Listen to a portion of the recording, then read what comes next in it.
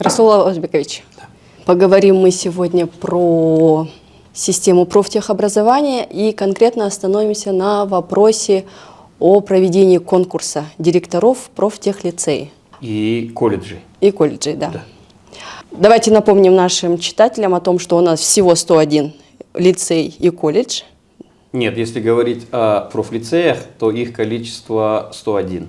Если говорить о среднепрофессиональном образовании, то общее количество колледжей 154. И в части из них был объявлен конкурс на замещение должности директора. Да. И именно тех, кто находился в должности более 5 лет. Да. Сколько таких колледжей у нас и лицеев было?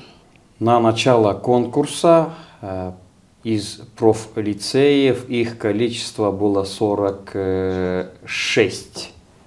И чуть больше 10 из колледжей.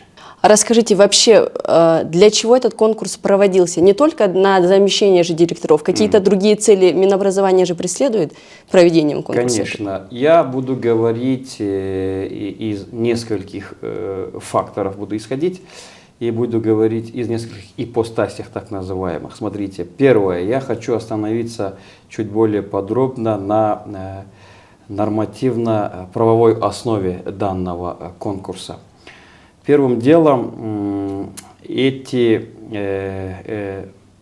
этот конкурс, так называемый, заложен в программе развития образования на 2021-40-е годы, который был, в свою очередь, утвержден постановлением правительства Кыргызской Республики от 2021 года, мая месяца, номер постановления 200. Там говорится, что в период с 21 по 23 год все образовательные организации, кроме вузов, должны перейти на конкурсный отбор руководителей. Главная цель – это рациональное использование человеческих ресурсов. Этот документ полностью прошел все эти процедуры, и в 2023 году, 23 июня, он был подписан, вступил в силу 6 июля. Это раз. Во-вторых, после того, как постановление Кабинета министров входит в силу, в течение 3 месяцев, это по регламенту, он должен быть реализован. Понимаете, да? То есть в случае нереализации за ним последуют санкции. То есть ответственные лица, ответственные ведомства, которые не реализовали закон, постановление, распоряжение, должны понести суровое, но законное наказание. Наше постановление по конкурсу вступило в силу в июле, мы его начали реализовывать в октябре, если я не ошибаюсь, и мы двигаемся как бы в рамках регламента. Это во-первых. Во-вторых, откуда исходила инициатива проведения, в смысле, какова логика, что конкурс должен проходить? Потому что до этого он никак не регулировался, и была необходимость, какая-никакая была необходимость в том, чтобы в школы, в колледжи, в лицеи, следующий этап будет это детские садики, везде нужны кадры новой генерации, так называемой, нужны креативные люди. И будет хорошо, если это будут креативные и молодые люди, которые придут и будут менять систему в целом, ситуацию в данном образовательном организации. То есть, как говорится, как я уже сказал в начале, нам нужно рационально использовать человеческие ресурсы. В-третьих, мы видим, что в особенности, если говорить о профессиональном образовании, и в колледжах, и профессиональных лицеях, давно была необходимость в обновлении, в модернизации, в проведении реформ, в проведении каких-то неординарных каких-то подходов И мы этим как раз таки сегодня занимаемся. Когда шли на конкурс, не стали какие-то ограничительные барьеры, мы никого не ограничили в правах. Мы сказали, те директора, которые отработали 5 лет, 10 лет, 20 лет, могут также спокойно участвовать в конкурсе.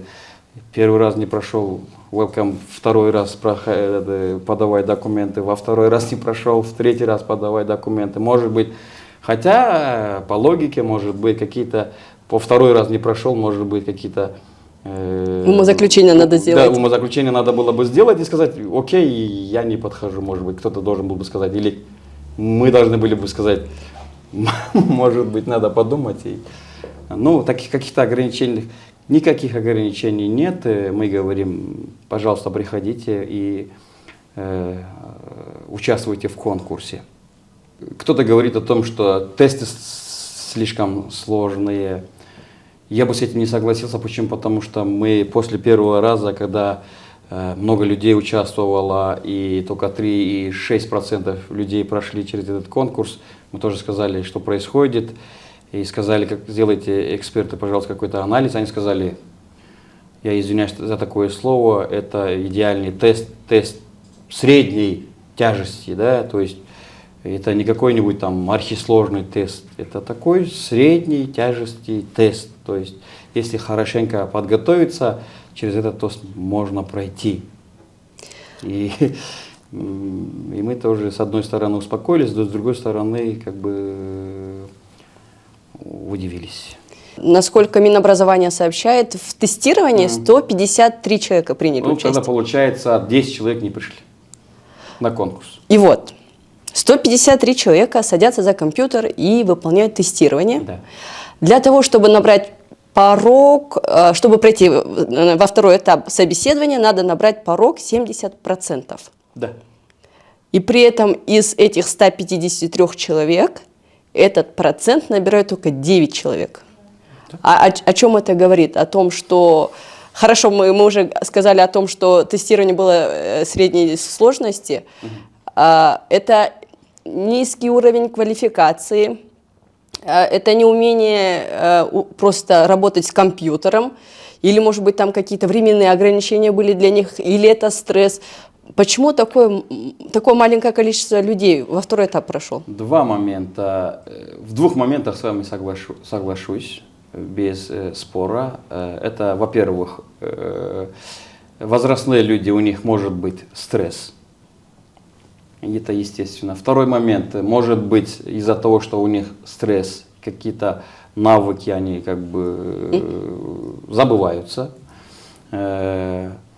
Поспорю с вами по части низкой квалификации, исходя из этого, но продолжу свою мысль в плане того, что люди, особенно в первый раз, когда они подавали, они совсем несерьезно подошли к конкурсу. Почему? Потому что когда мы пресс-службу попросили, чтобы с ними поговорили, интервью провели, в том числе без камер, они говорили, мы просто решили посмотреть. Такой интерес. Авось пройду. Авось пройду. Авось здесь уже билеты куплены. Да. Вот такой момент тоже был. Почему? Потому что у меня в лексиконе есть такое выражение «тотальное недоверие». У нас в обществе есть тотальное недоверие, которое нужно пройти. У нас друг другу не доверяют к системе, в том числе в системе образования есть недоверие к Министерству образования. Это доверие надо возвращать. А это доверие возвращается через институты, через прозрачные процедуры, в том числе проведение конкурса, постепенно. А это доверие под таким одним щелчком или мановением какой-то волшебной палочки не возвращается. Во-вторых, директора и профлицеев, и колледжей позиционировали себя не как педагог и психолог, не как человек, который должен работать с контентом, с содержанием образования и образовательных программ, а по большей части как хозяйственники. Да? Поэтому у них вот компетенции, подготовки по части нормотворчества, нормативных документов, по педагогике, психологии у них чуть слабая. Вот в этом причина. Нас еще пытаются укорить и обвинять в том, что слишком высокий порог. Анализ показывает, что 70% порог, оказывается, это оценка хорошо. Нам же нужны хорошисты же, правильно? Во-первых. Во-вторых, почему тесты в основном составляют законы, постановления и другие документы регулятивного характера. Вот с января 2023 года у нас, мы статистику составили, было 16 проверок у наших лицеев, только лицеев. 16 проверок лицеев, 7 директоров уволены. 7 директоров уволены. Почти во всех этих лицеях уволены бухгалтера. Это о чем говорит? Там есть нарушения финансовые, незнание финансов, незнание законов. Я хочу в это верить, да, не то как бы неосознанно, а все-таки из-за незнания. Поэтому мы говорим, что они должны знать хорошо законы, потому что они же работают с законами, они ежедневно в своей деятельности так или иначе сталкиваются с законами, с органами, которые работают в свою очередь с законами. Второй момент, как я уже сказал, они должны работать с образованием, они же с детьми работают, поэтому они должны работать, они должны знать педагогику, они должны знать психологию. А что из себя представляет само тестирование? Это просто вопрос и 4 варианта ответов, как на общереспубликанском тестировании, или там надо было какие-то ответы прописывать? Нет. Не просто выбирать вариант. Нет, надо выбирать варианты. Надо выбирать варианты, но вы чуть задели общереспубликанское тестирование. Это все-таки очень глубоко продуманные тесты в ОРТ. И у нас здесь тоже эксперты поработали. Хорошие тесты, но единственное, нужно выбирать из 4 ответов один, и тебе сразу выдают твой результат. За каждый вопрос? Нет, в конце сразу тебе выдают, как это называется, комбинированный ответ сразу тебе выдают. По 4 направлениям, если я не ошибаюсь. Вы сказали о том, что ищете молодых директоров для того, чтобы вот они генерировали какие-то идеи. Какой возраст был у кандидатов? Минимальный, максимальный? Смотрите, минимальный возраст был где-то 25-27, максимальный возраст был где-то 70. Да, потому что вот человек может себя чувствовать молодым в любом возрасте, поэтому я не могу говорить, что кто-то старый. Эйджизмом я не занимаюсь, во-первых, я сразу сказал. Во-вторых, не каждый молодой человек креативен. Поэтому мы говорим, если молодой человек придет, он еще и креативный, мы это приветствуем. Но есть люди, которые в возрасте, только это физический возраст, а не состояние души, правильно? 7 человек у нас прошли уже, из них молодые люди прошли, молодого человека мы назначили, и 2 мы назначили. А с колледжем вместе мы 2 назначили. Потом средний возраст есть, старшие тоже есть. Если пороговый балл составляет 70%, какой минимальный балл набрал один из ваших кандидатов? Есть такие, которые, 10-20%, тоже вот про ОРТ разговор, набирают. Такие были? Таких, чтобы так прям позорных, нет. Честно скажу, там 10 баллов таких, нету таких. Честно скажу, где-то не менее 30. Почему мы ввели второй этап собеседования? Потому что это тоже обратно же. Почему в прошлом году, начну с этого, почему в прошлом году, когда конкурс был директоров, второго этапа не было, потому что все боялись. Коррупция, там непотизм, все остальные, там человеческий фактор сыграть. Давайте пусть компьютер всех выберет. Давайте ограничимся этим. Попробовали. Где-то хорошо сыграло, а где-то нет. Потому что люди говорили, вот вы набрали людей, он же директор. Он же директор, вот вы, а вы доверили компьютеру. Да, действительно, кто-то хорошо знает компьютер, хорошо подготовился, прилежный. Это тоже хорошее качество, но где-то его не хватает для того, чтобы стать хорошим директором. Мы подумали, давайте мы сделаем вторую часть. Это будет собеседование. Но собеседование мы должны сделать очень прозрачно. Во-вторых, члены комиссии. Обязательно участие экспертов. И у меня было требование, люди не дадут соврать, что вот человек, который дорожит своей репутацией. У нас, например, в конкурсе по отбору директоров лицеев и колледжей сидят такие люди. Эти люди, которые очень дорожат своей репутацией. Как вы это поняли, что они дорожат? Потому что у них уже есть эта репутация. А назовите, кто был в комиссии? Я не подставлю их. Почему, если вы говорите, они думают о своей репутации, и им нечего бояться? Например, Махсат Абдыкапаров. Есть такой молодой человек, Махсат Абдыкапаров. Он знает, во-первых, все профессиональные лицеи, почти все. Почти всех директоров бывших знает, причем потому что с ними он работал. Работал в рамках проектов, все недостатки системы знает. А еще? Заурия Сыдыкова, эксперт с большой буквы, не побоюсь этого слова. Это те люди, которые знают себе цену и знают цену своей репутации. Вот. Из Минобразования вы в состав жюри входили, в комиссии? В состав председатель комиссии я, потому что я должен...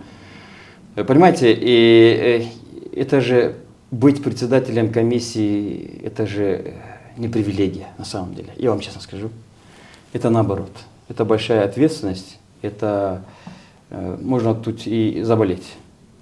Потому что, зная наше общество, очень много людей звонят, которые говорят, помоги и так далее. Я в последнее время перестал отвечать на звонки.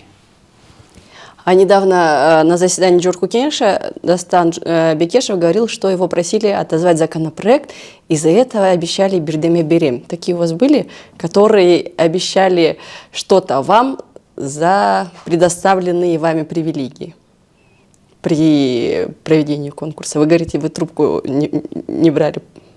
Смотрите, когда мне начинают звонить и говорит, Расул, дорогой, вот мой знакомый, мой друг или там мой родственник идет там директором, я говорю, меня прослушивают, мой телефон прослушивается, потому что у меня сейчас очень большая конкурсная кампания идет, и на этом я как бы пытаюсь завершить данный разговор. Поэтому, когда я говорю, меня прослушивают, наверное, разговор на этом заканчивается. Или они сами трубку кладут? Да, потому что если бы я не говорил, что меня прослушивают, может быть, в продолжении разговора что-то и пошло. Может быть. Поэтому не буду врать, не скажу, что вот мне что-то предлагали. Вот смотрите. Но пытались обвинить меня в том, что мы типа все места куплены, что я там как председатель комиссии на самом начале конкурса, типа там я там какие-то деньги беру, что у меня есть какая-то ставка и так далее, и так далее. Я тогда был вынужден сразу выступить по радио, по телевидению, сказать, есть мошенники, которые говорят об этом, не верьте. Я был вынужден обратиться к правоохранительным органам и сказать, ребята, пожалуйста, и службам, сказать, ребята, давайте работать вместе. Хотите прослушивать, давайте прослушивайте. А, кстати, представители правоохранительных органов в комиссию входили? Нет, они не входили. Так, про как раз-таки третий конкурс. 9 человек набрали 70%, но, 70%. Да, но двое из них почему-то отказались идти на собеседование. По каким таким причинам? Кто-то из них, я фамилию не помню, кто-то из них написал в пользу как другого кандидата написали. Я отзываю свою кандидатуру в пользу такого-то кандидата.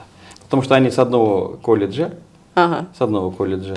Вот договорились, наверное. Кто-то будет работать директором, кто-то там, наверное, кем. Будто на политическую должность Не назначаются. говорите, ну, Хорошо. политика на местном уровне. Мгм. А скажите, есть такие лицеи и колледжи, куда подается наибольшее количество заявок или куда вообще не было ни одного кандидата? О, есть, конечно, есть лицеи, которые наибольшее количество, это бишкекские лицеи, бишкекские колледжи, это 5-й лицей и 94-й лицей был, 91-й лицей был. Туда 5-й, я знаю, сантехнический вы здесь, да? сантехнический и строительный. Ага. 91-й это поваров готовят, 94-й это готовят швей, поваров, 20-й еще был, самое большое количество тоже, там флористика, там водителей троллейбусов готовят, там еще электриков готовят, ну, вот эти лицеи бишкекские в основном. Подают больше всего, ну, в города, Орские лицеи подают, бишкекские колледжи, например, автодорожный колледж имени Кульбаева подавали больше всего людей, но там сразу 2 человека прошли, из них один выиграл, второй и был сразу назначен. Вот такие. Есть, куда много подают, но не проходят, к сожалению. А есть колледжи, директора которых находятся на больничном. Потому что на этом основании их пока никуда нельзя, грубо говоря, деть. Да. Мгм.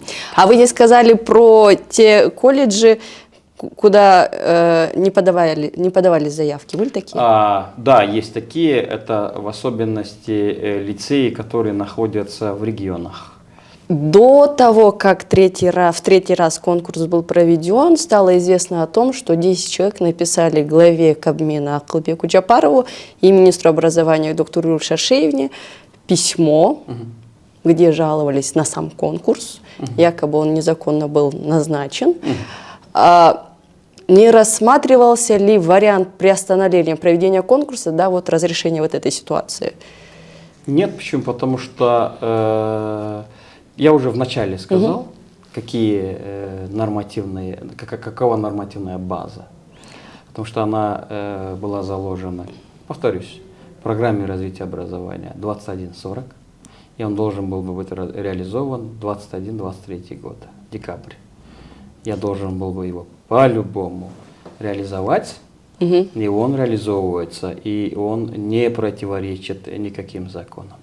И он, как я уже сказал, прошел все процедуры. Ну, среди этих 10 человек, как я понимаю, бывшие директора как раз-таки училищ и лицеев. Они согласны вот с вашими, с вашим обоснованием? Смотрите, 46 директоров ушли после вступления в силу данного постановления. Из них 4 человека не согласны. До сих пор? Постановление, после вступления в силу данного постановления прошло 5 месяцев. Раз. Во-вторых, я вот сейчас не хотел бы говорить о фамилиях, об учреждениях, но смотрите,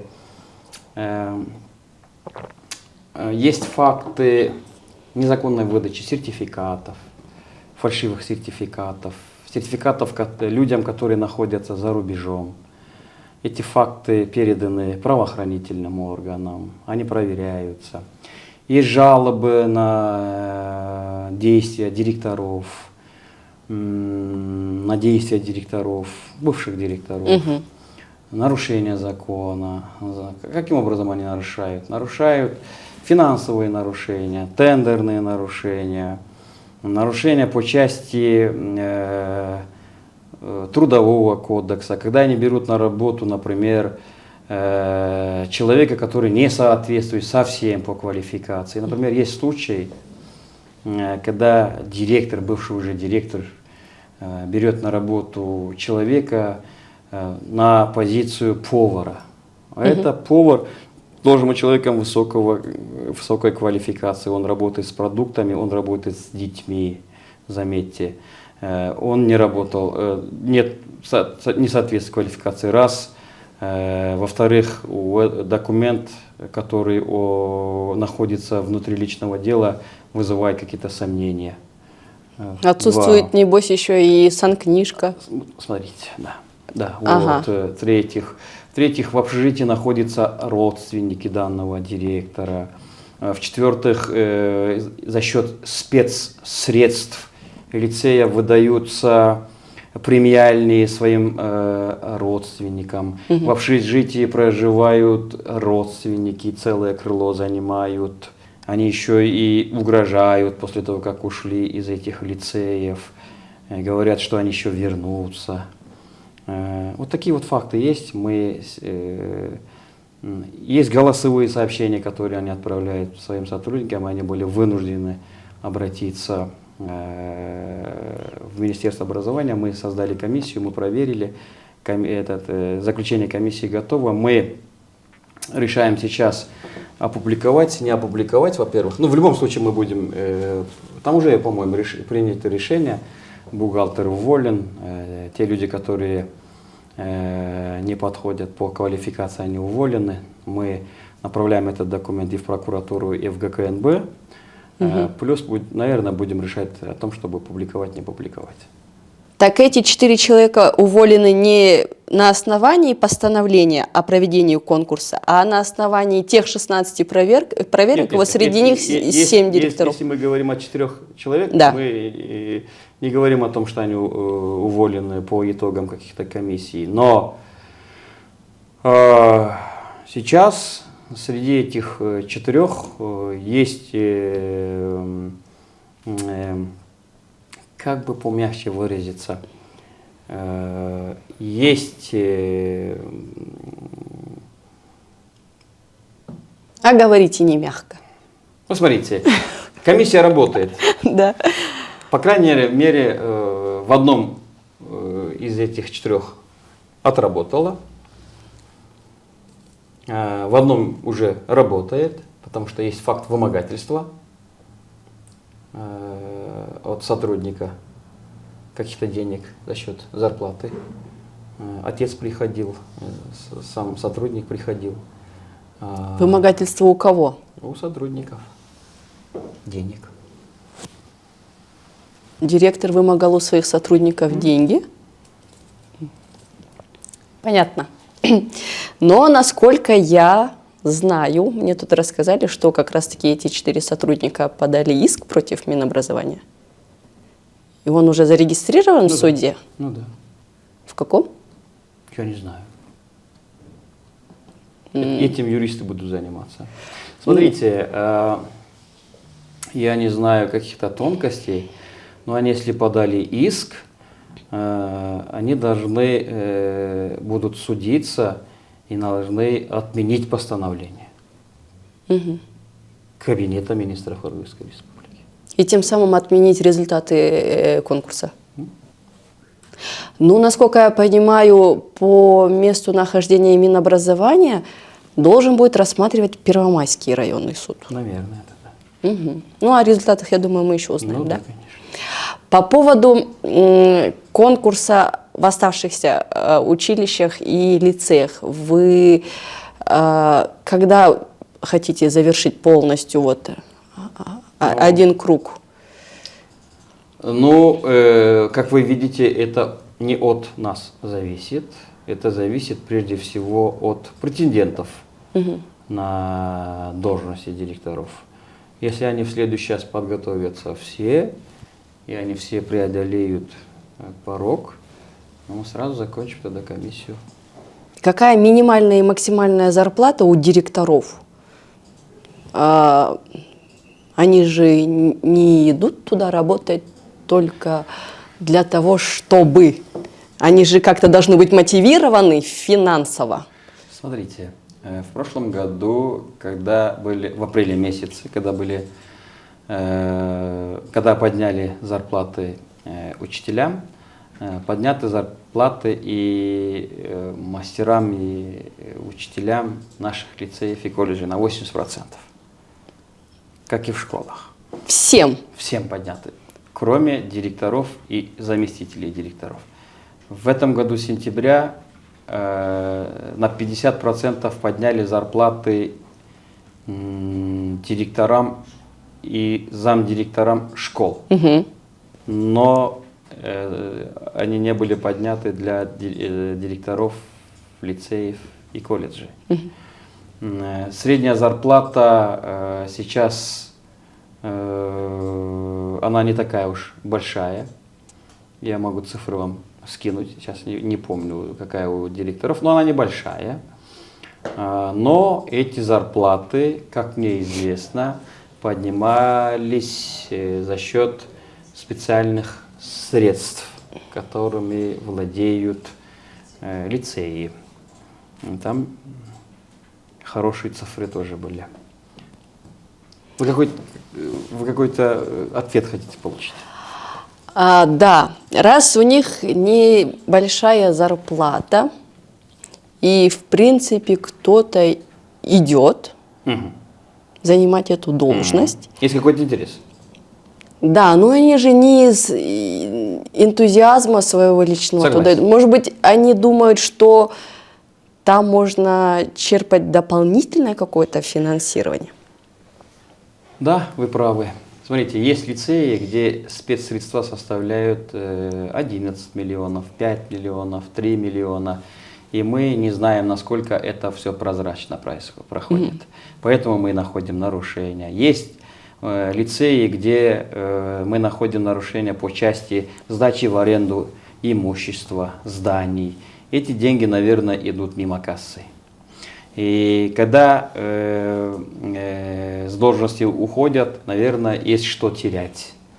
Есть что терять, и поэтому они стремятся к тому, чтобы... Ну, не все, наверное, когда идут в директора, особенно в новые кандидаты, у них какой-то свой мотив есть, но когда уходящие директора, наверное, у них есть какой-то интерес все-таки, потому что когда я это не говорю просто впустую, потому что мы находим факты того, что есть нарушения по части финансовой, как я уже сказал, по части аренды зданий, там есть спецсредства, там есть питание, там есть стипендии студентов. Ну, я надеюсь, у Минобразования получится достичь поставленных целей. Мы надеемся, и мы уверены в том, что, может быть, не 100% получится, но большинство из наших поставленных перед собой целей, они должны получиться. Потому что это закон жизни. В любом случае это должно получиться. Ну, в таком случае я вам что могу? Только удачи пожелать. Спасибо большое. И упорства. Спасибо. Спасибо большое, что пришли к нам на интервью. Напоминаю, что у нас в студии был сегодня заместитель министра образования и науки Расул Абазбекулу, ну и корреспондент «Кактус Медиа» Джамиля Мусуралиева. Спасибо большое, что были с нами.